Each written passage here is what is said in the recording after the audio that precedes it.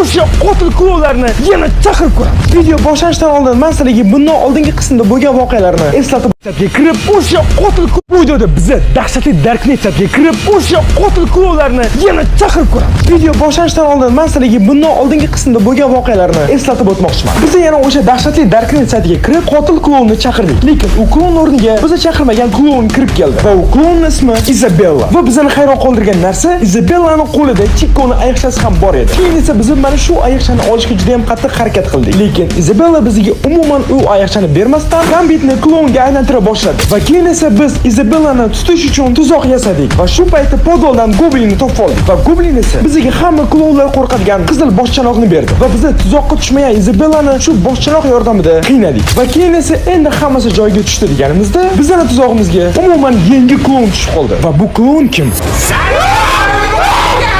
Qanaqadir qo'lli bo'ldi.